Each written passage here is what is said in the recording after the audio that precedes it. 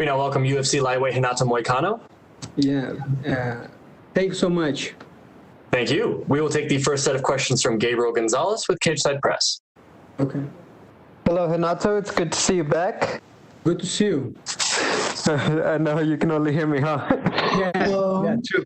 That's okay. Renato, so we know that the reason this fight got rescheduled was because you tested positive for COVID. How are you feeling, and just what was your experience?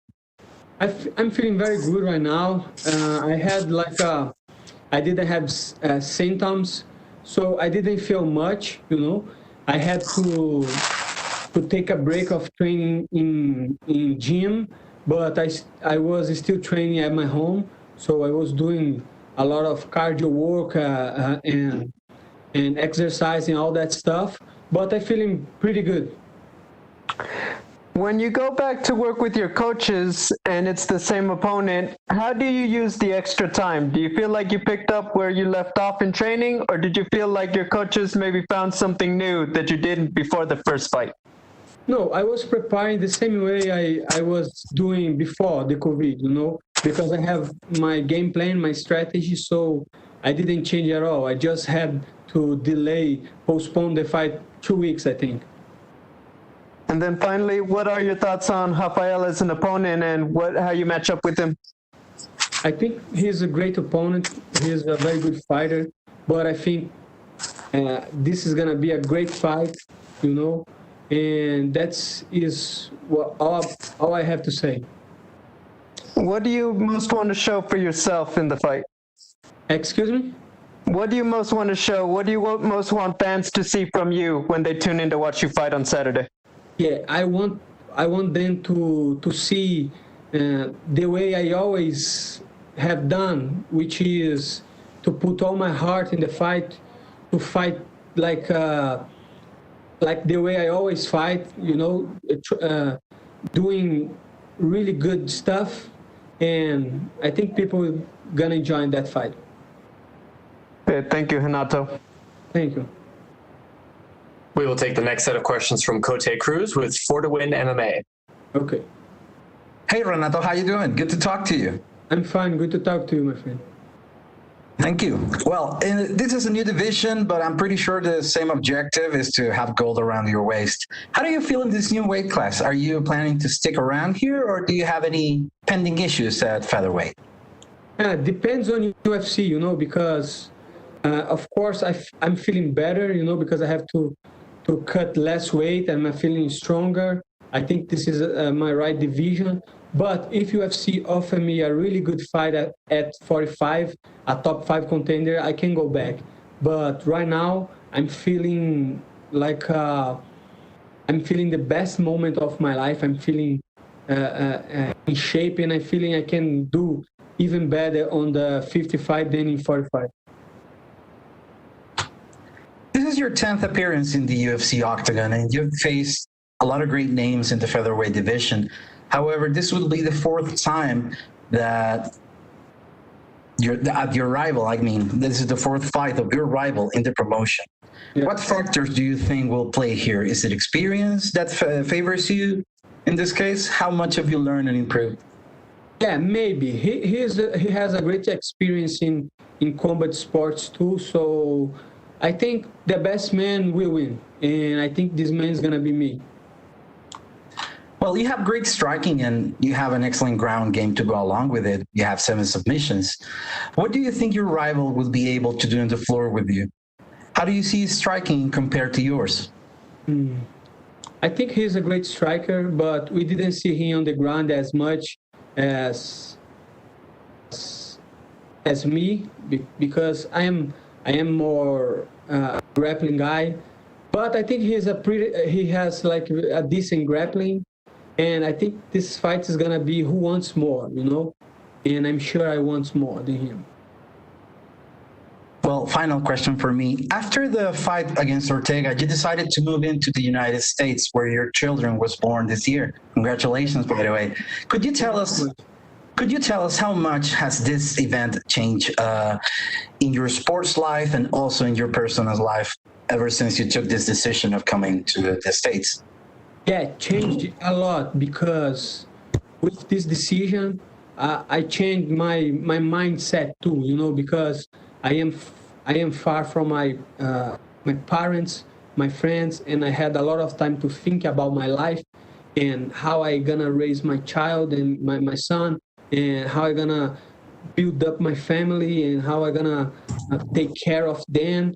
And I start to study a lot about a lot of stuff, and I'm really grateful to be here in USA. I love Brazil, but I think we have a lot to learn about how to be a citizen and how to build a nation, like USA. So I'm really grateful to be here. Well, thank you, Renato. I appreciate your time. Best of luck in your fight. Muito obrigado, my friend. Muito obrigado, meu amigo. Valeu. We will take the next set of questions from Omar Mert Savci with S Sport. Hello, Renato. How are you? How are you, my friend? Good. Thank you. Who would you like to face if you win this weekend? I don't know. I have to fight Saturday, and I have to put a big win to call out somebody, because right now I have a fight, and I have to focus on that fight. Okay. My last question is special because you are Brazilian. Who is your favorite Brazilian football players?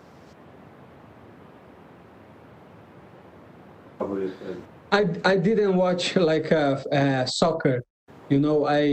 My life always have been fighting, and my idols, they are all fighters. So I don't care as much as I don't care to soccer, really. Okay. Thank you, Renato. Thank you. Good luck on Saturday. Thank you so much.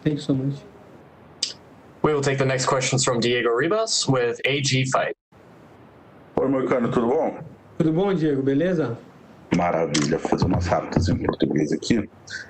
Primeiro, me diz como é que mudou sua vida, né? Mudar de categoria. O que mudou e o que está de melhor? Com certeza, eu tô conseguindo treinar muito melhor, né? Porque antigamente eu ficava muito focado em perder o peso.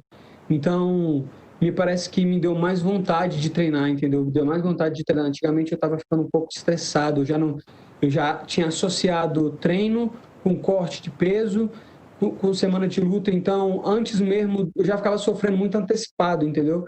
Então, nessa última luta que eu subi de categoria, eu tenho me sentido muito mais tranquilo para pensar no que realmente importa, que é na luta, que é focar minha cabeça na luta, e o corte de peso está vindo junto com isso. Antigamente, o corte de peso era meu foco principal. Eu só pensava, eu tenho que bater o peso, porque eu saberia que seria muito difícil, entendeu? Hoje em dia, o corte de peso ele ainda continua, não é fácil, mas ele se tornou muito mais, eu consigo lidar muito melhor hoje, então eu tenho tempo para focar na luta. Maravilha. Que tipo de brecha você vê no jogo do Fiziev que você pode adiantar? Ele é um cara bem completo, né? Mas acho que as brechas dele são no chão, né? Mas é um cara completo também, trabalha chão. É uma luta dura, uma luta boa e uma luta que eu vou vencer. Show. E vencendo ele, onde essa vitória pode te levar? Você já chega a pensar no ranking, entrar no ranking? Que tipo... Onde te coloca uma vitória sobre o Fiziev? Eu acho que me coloca no ranking, com certeza, né? Acho que o UFC tem planos relacionados a isso. Ele já me ofereceu alguns caras ranqueados antes mesmo desse oponente que eu tenho agora. Eles não aceitaram, mas acredito que uma vitória sobre o Fiziev vai me colocar no ranking. Eu não sei em qual posição, mas com certeza ali eu vou entrar no ranking. Maravilha. Última para mim, Moicano. No UFC você não conseguiu ainda fazer uma sequência grande de lutas no mesmo ano, né? Ter aquela atividade grande. Imagino que até subir para peso leve isso ajude. No entanto, o fato agora até a questão do Covid e tal, o UFC parece que precisa, né? Às vezes lutador de última hora, casar luta de última hora. Você está disposto a ser um desses, tipo Kevin Holland, vai fazer a 5ª luta do ano? Você está disposto a fazer isso? Com certeza. Acho que se for uma luta interessante, a gente pode pegar ela aí com muito menos tempo de trabalho, porque a gente sabe que uma oportunidade sempre é uma oportunidade. Então, se aparecer uma luta aí, um cara ranqueado, um cara top, uma luta que faça sentido, com certeza eu vou estar entrando aí para para tentar aumentar minha sequência de lutas aí no ano. E aí, lutando com peso leve ajuda a fazer mais lutas em menos tempo. Ajuda, com certeza. Antigamente, no peso pena, eu não conseguiria pegar uma luta em cima da hora, assim. Uma luta com 2 semanas, impossível eu bater o peso, entendeu? Uma luta com 3 semanas já seria difícil, já seria só pensar no corte de peso, entendeu? Então, acho que acho que é mais saudável, eu acho que você rende mais e é mais proveitoso, entendeu? A sua carreira. E acaba que a sua carreira vai durar mais. Maravilha, era isso. Obrigadão e boa luta, Moicano. Obrigadão, Diego. Abraço. That's it, guys. Thank you very much. We will take the last set of questions from Keith Schillen with Sherdog. Hey, Renato, how are you? I'm fine, and you? I'm excellent. Thanks for asking.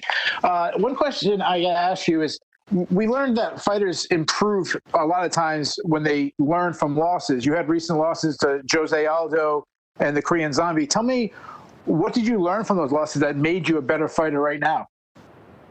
I think that loss, that 2 losses show me doesn't matter how good you are, if you are not doing right, you know, because back in the day I used to training too much. I used to have a really hard weight cut and other things, you know. So after the fight, I had to focus on what I have to do different, you know, because the loss for Jose Aldo, I thought, the judge stopped the fight too soon, and I didn't accept the defeat. So I jumped in the Korean Zombie fight with like 2 or 3 months after the Jose Aldo fight. So I just wanted to forget about this loss. But you have to embrace your loss. You have to learn about your loss. And after that, I made adjustments in my training camp and in my personal life. So right now, I am a better fighter than I thought I could be. You know, I am a really good fighter, and I'm gonna show this on Saturday. My final question for you: you mentioned earlier that you left your home in Brazil. You're now in the United States. One thing that stands out to me on this card is how many Brazilians are on this card. You have obviously yourself, Figueiredo, JDS, Jacare, Oliveira, Jandiroba. Does having so many of your fellow Brazilians on the card, does that make you feel a little bit at home? And does it give you any extra motivation to perform with so many of your countrymen around you? To be honest with you, it really doesn't matter. To be honest with you, you know, because I'm here. I know it sounds not good.